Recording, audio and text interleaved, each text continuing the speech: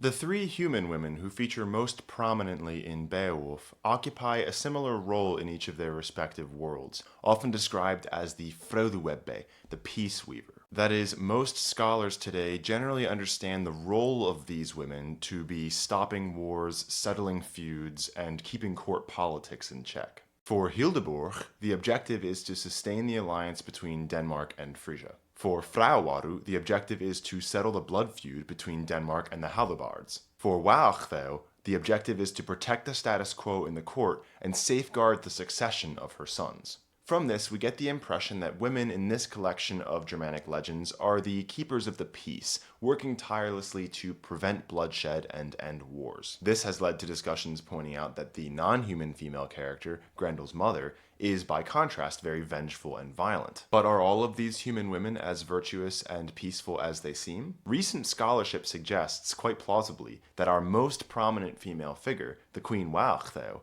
might actually be the assassin of the eponymous hero himself, Beowulf. I was shocked when I heard that this was even on the table, but after hearing the argument, I was tentatively convinced, and I think that you will be too. In today's video, we're going to cover Wealhþeow as a character, what scholarship has generally considered to be true about her motivations and the role of the Danish queens in Beowulf, and the new allegations recently leveled against her of Beowulf's murder. Stay tuned.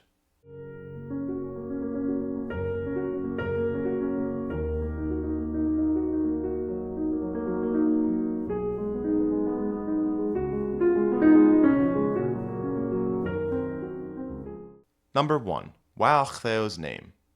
The tides of scholarly opinion have shifted all over the place when it comes to Wealhþeow. She is seen by some academics as an example of a strong female figure in Germanic mythology, and others as a sort of antithesis to Grendel's mother, a weak, docile, and servile character who doesn't start any trouble. This latter opinion is thankfully now quite outdated, but it was strong in the 20th century and had its roots in a still prevalent misconception about her name. That is, you might have heard that the name Wealhþeow means foreign slave. After all, the word Welsh means Welshman, and also Briton, and also Roman, and from there it gets the sense of both foreigner and also slave from the unfortunate position that many Britons had under Anglo-Saxon rule. The word Theo means someone in a serving position, equivalent to modern English servant. Scholars used to assume that these were the words making up her name, and because of all these connotations, the assumption was generally that maybe Hrothgar had taken her in war, or maybe she was some sort of Yizel, that is like a political hostage. There isn't a great word for Yizel in modern English, but a popular example many people might know is that in Game of Thrones, Theon is a Yizel at the court of Winterfell, that is somewhere in between hostage and adoptee. If this were true about Wealhþeow, and her name did mean foreign slave, that would be a pretty damning indictment on her constitution as ostensibly a woman of power. But there are two problems with this. One, it's really important that we remember that the human characters in Germanic legends are not named for their character or their role in the story. The homicidal villain Heruard, who kills his cousin Hroðulf and ends the Scylding dynasty, has a name meaning sword guardian. The good wise king Hrothgar, who gives sage counsel but has Beowulf fight all his battles for him, has a name meaning glory spear. His older brother's name means sword spear, his trusty palace guard is named wolf spear, his advisor Unferth probably has a name meaning like bear cub spirit, even though he has nothing to do with bears, and Beowulf, who has everything to do with bears, has a name meaning barley wolf. The reason why their names don't have any sort of special meaning to the story is that once upon a time, these people probably all actually existed, and as they got mixed around into myth and legend, their names stuck. A perfect example of this is Theodoric, a famous character in many legends. He is a great king, and his name means people ruler. So if you just read the stories he was in, you might think,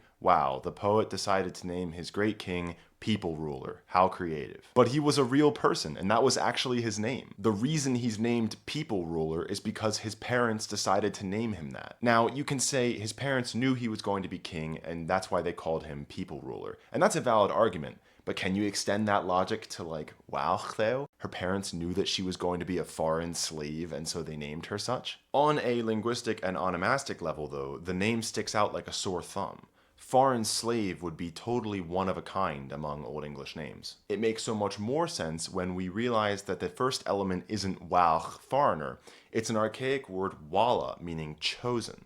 Tolkien's friend E.V. Gordon was actually the first person to propose this in 1935, but his arguments have been largely ignored up until recent decades. Now we have more scholarship to support his suggestions, most notably in 2017 by Leonard Neidorff, and we can be reasonably confident that he was right. So, Wealhþeow doesn't mean foreign slave, it means chosen servant, that is, of some sort of god. That is a very normal, unassuming name that fits in with all the other normal, unassuming, meaningless names in Beowulf. Number 2. Wealhþeow's motivations. Wealhþeow's name doesn't tell us anything about who she is, but luckily she is one of the most active characters in the poem, and not only does the poet tell us a lot about her, but she also hints at her own motivations in her speeches. This is an area that Tom Shippey has published very convincingly about, specifically in his book Beowulf and the North Before the Vikings, and using a few clues, we can get a very vivid image of Wealhþeow's mental landscape during the Danish storyline. She is from the Wolfings tribe, also known as the Helmings, in southern Sweden, not far from where Beowulf is from. She has had 2 sons with Hrothgar. The older one is named Hrethric and the younger one Hrothmund. They are both boys at the time of the poem, and neither are old enough to fight or rule or participate in politics in any meaningful way. She has a daughter with Hrothgar, their eldest child, named Frauwaru, who is of age and engaged to be married to the famous hero Ingeld. We'll talk more about her later. We can't be totally sure, but we can gather from this that Wealhþeow herself is probably somewhere in between 35 and 40 years old. Her husband Hrothgar is probably around 75 years old, so their age gap is pretty significant. As a result of her husband's old age, he is growing increasingly less effective as a ruler, notably helpless in the face of Grendel's oppression. He is coming to the end of his days and is on the way out. His nephew, Hroðulf, the hero of Hrólf's saga Kraka and one of the most important figures in Danish mythology, is orphaned effectively and is now staying at the court. He is much older than Wealhþeow's sons and has a pretty good claim to the throne. With her husband being old and helpless, and her sons being young and helpless, she now finds herself caught in the middle, responsible for holding the court together and making sure that her son Hrethric ascends to the throne once her husband Hrothgar dies. No pressure, right? And not only do you have your violent nephew staying with you, who is of age and has a great claim to the throne, but when your husband fails to protect Heorot and has to enlist foreign help in order to defeat Grendel, he rewards Beowulf by adopting him as a son. Wealhþeow immediately jumps into damage control mode when she hears this, and gives this speech to the court. Me mon saide that thu the forsunu wolde heredin chabban. Heorot is falsod, bach sele berchta. Bruk thenden thu mote monira medo, on thinum magum la folk on riche, thonne thu forth chile, metachaft seon. Ich minne con gladne Hroðulf, that he tha jochothe wille arrum haldan, if thu thonne he winne schildinga world of latest. Wene each that he mit gode yildan wille unkran avran, if he that al yamon, what wit to willan, on to worthmindum umprwesendum arnaye fremedon. This is a very careful political speech from Wealhþeow, attempting to alleviate her concerns without raising any alarms. She warmly and tactfully reminds her husband that his obligation is to their sons, not to Beowulf, and when he dies, the kingdom has to pass to them. In the same breath, she reminds everyone that their nephew Hroðulf is obligated to let this process happen without quarrel, and to fight loyally for their sons should anything happen. If we were to imagine this as a sort of modern dinner party, Wealhþeow's speech might go something like this.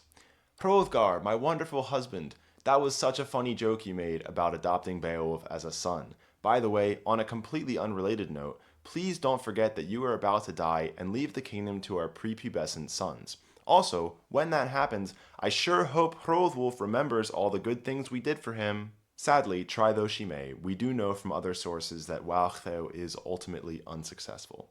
After Hrothgar dies, Hroðulf kills Hrethric and takes the throne for himself. We're not really sure what happens to Wealhþeow after that. Maybe she's killed in the fighting, or maybe she goes into exile and lives the rest of her days alone. I'll add here at the end that whether or not Hrethric was actually killed by Hroðulf is debated. Mary Jane Osborne is a really well-respected Old English scholar who argues that Hrethric actually escaped and outlived Hroðulf. I personally think the assassination idea has more explanatory power, but I'll have links to both sides of the argument in the description if you'd like to read for yourself. Number 3. The fate of the peaceweaver. This motif of the queen trying and failing to prevent disaster is a common one in Germanic mythology, and all 3 of the Danish queens that we see in Beowulf experience this futile struggle. About 100 years before the events of Beowulf, the Danish princess Hildeburh marries the Frisian king Finn, and they have a son. On paper, this is a great diplomatic achievement, and it forges an alliance between two strong regional powers. But there is a problem. As far as we can tell from reading in between the lines, the Danes have recently conquered their neighboring tribe, the Jutes, and the Jutes have split into factions as a result. One of these factions, led by Hengist, better known for other work, has been assumed into the Danish court, and they now fight for their former conquerors. The other faction seems to have gone into exile and joined the Frisian court as mercenaries. Now, one day, the young King Hnaf of the Danes decides to pay a visit to his sister and nephew in the Frisian court, and he brings his whole retinue with him. Once they get there, in the middle of the night, this band of heroes, which includes Hengist and also maybe Siegfried from the Nibelungenlied, is attacked by the Jutes who are staying with Finn. The battle is a complete disaster, and both the Danish King Hnaf and his nephew, Hildeburh's son and the heir to the throne in Frisia, are killed.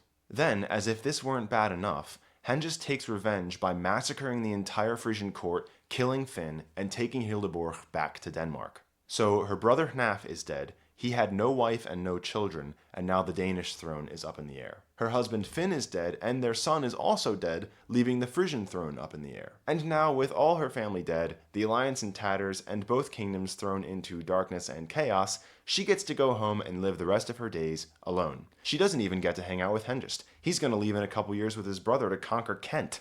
So, not so fun to be Hildeburh. But not much better to be Wealhþeow, Wealhþeow's daughter, who has the enviable task of fixing the blood feud between the Danes and their rival tribe, the Halobards. That is, there is clearly a long-standing enmity between these two tribes, and at the time Beowulf visits the court in Denmark, we know that at least one battle has been fought in recent memory in which members of both courts were killed. In order to end the fighting, or maybe even as part of a peace treaty, Hrothgar and Wealhþeow decide to send their eldest daughter to marry the king of the Halobards, the young hero Ingeld. And her new job in life becomes forging a new alliance with the bitter enemies of her people, who she has probably been raised her whole life to think are a bunch of murderous villains. This plan works sometimes in history, but here it quite literally bursts into flames. On the day of the wedding, during the festivities, one of the young Halobards realizes that his dead father's sword is being carried around on the belt of one of the Danes, and a violent fight erupts between the two tribes. Hrothgar and Hroðwulf kill Ingeld, and the Halobard tribe is wiped out, but the Hall Heorot is burned to the ground. We don't know what happens to Wealhþeow, but we don't hear from her after this. If she doesn't die in the fighting, maybe she dies later on when her cousin Hroðwulf kills her brother and takes the throne. Or maybe she follows her mother wherever she goes. There is a theory that Hrothgar's younger son, Hroðmund, goes to England and actually founds the dynasty of the East Angles. For all we know, the two failed Danish queens go with him. So, not only have you lost most of your family, wealth, and power, now you have to live in Suffolk. Is this the legacy of women in Germanic legend, then? Are they all doomed to endless, futile efforts to prevent men from slaughtering each other and destroying the world? Well, maybe, but sometimes they also liked to play their own part in destroying the world. Let's talk about a murder case. Number 4. Wealhþeow the assassin? When Wealhþeow gives her speeches in the hall after Grendel's defeat, she publicly thanks Beowulf and rewards him for his service by giving him an extremely decadent necklace. Gift-giving like this was very important in Germanic heroic age politics, especially in a post-Roman society where high-value artifacts with good craftsmanship were genuinely very rare and precious. Think about Gimli's reaction in The Fellowship of the Ring when he hears about Bilbo's mithril coat. He calls it a kingly gift. That's the level of awe that the Beowulf poet wants us to have when hearing of Wealhþeow's necklace. It's a big deal, and at face value she is appropriately being very generous to the man who just saved her family from oppression and death. But let's look at the necklace after she gives it to Beowulf. Beowulf comes home and gives it to Hyd, his aunt, and the wife of Hygelac, his uncle, the king of the Geats. A couple years later, around 530 AD, Beowulf and Hygelac lead the Geats on an expedition to Frisia, and before leaving, Hyd gives the necklace to Hygelac to wear in battle. This expedition to Frisia, one of the few events in Beowulf that we know actually happened, is a complete disaster, and Hygelac is killed on the battlefield by a Frankish warrior named Daihrafn, who takes the necklace. Beowulf does his duty as a thane and avenges his slain lord. He wrestles with Daihrav and crushes him to death, reclaiming the necklace and swimming home with it. He keeps it for himself and is still wearing it when he is mortally wounded fighting the dragon. Right before his death, he gives it to his young relative Wealhþeow, and Wealhþeow has it at the end of the poem, as he contemplates his own doomed future in a kingless tribe preparing for war against the much stronger and quite aggravated Swedes. We don't really know what happens next, but let's just say there's a reason the country is called Sweden and not Jutland. So this necklace, meant to be given as a token of goodwill, is present at Hjulak's death, present at Beowulf's death, and present for the general fall of the Jats from the great power of central Sweden to utter disaster and the end of the royal dynasty. Most scholars until now, including myself, have considered the necklace to be an artistic device, as it becomes a sort of silent subject and witness to the story, similar to Excalibur in the King Arthur narratives, or even Eckelberg's eyes in The Great Gatsby. Recently, however, Dutch scholar Thijs Pork has pointed out that this is Germanic legend we're talking about, and we know that the Beowulf poet is giving a Christian remaster of pagan material. If the necklace is the common theme in all these disasters, is it possible that the necklace is the problem? Could Wealhþeow have cursed the necklace and intentionally given it to Beowulf out of malice? Initially, this might seem like useless conjecture. Sure, cursed treasure is a very common theme in Germanic mythology, and Hrothgar did name Beowulf as his son, so he is technically a threat to the throne, but really, what motivation would Wealhþeow have to sabotage the savior of the Danes? Well, that's actually the pièce de résistance. She has all the motivation in the world. Let's recall one of the first things that we are told about Wealhþeow. She is a wolfing, a member of a Swedish tribe, also known as the Ulfing tribe in the Norse tradition. We hear a lot about the wolfings in the poem Beowulf, but not in any context that relates to Wealhþeow. When Beowulf arrives in Heorot, Hrothgar recalls that he actually knew his late father, Wealhþeow. Decades prior, Wealhþeow actually came to Denmark and sought protection with Hrothgar after killing a man named Wealhþeow of the Wolfing tribe in what is described as a very violent feud. In exchange for promises of loyalty from Wealhþeow, Hrothgar managed to throw some of his wealth and political power around to negotiate a peace. But, as his daughter knows well, Hrothgar's peace treaties don't last very long, and one of the most consistent themes in Germanic mythology is that people are generally not very good at forgetting old grudges and getting over the desire for revenge. This applies to men and women alike, and the most famous example is that of the Queen Kriemhild in the Nibelungenlied, who avenges the death of her husband Siegfried decades after his murder by inviting the Burgundians for a feast and then massacring them all, leading to the death and destruction of basically everyone involved. Beowulf's father, who seems to have died by the time of the poem, was a famous lord and hero, and Beowulf brags about it to the Danish coast guard when he arrives in Denmark. He says, "Hine jarwe jamon witen a welhult wide yond earthan."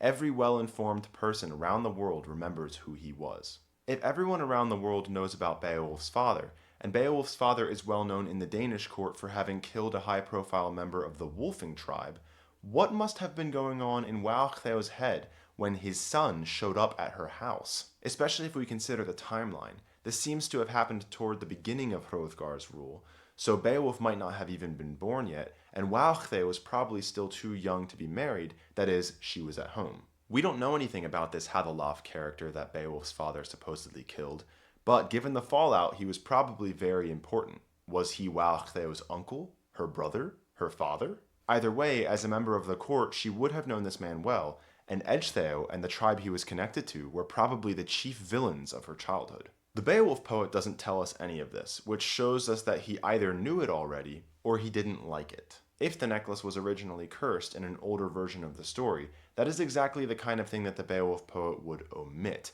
as he is very clearly hostile to pagan, supernatural things like elves and idols. He obviously takes pains to establish the good Christian values of his main characters, and Beowulf, Hrothgar, Wealhtheow all make frequent reference to God. They are virtuous monotheists, albeit unbaptized. The poet would never allow his perfect queen to use a satanic talisman to murder the main character. But if that were her intent in an original version of the story, it would be hard to say that she failed at it. In giving the necklace, Wealhtheow ensured not only the death of Wealhtheow's son, but also of his brother-in-law, Hjulak. Wealhþeow was technically a member of the Weimunding tribe, which seems to have been split somehow between the Swedes and the Geats. When Beowulf takes the throne, there really ceases to be any difference between the Weimundings and the Geats. But as Beowulf dies without an heir, both tribes die with him.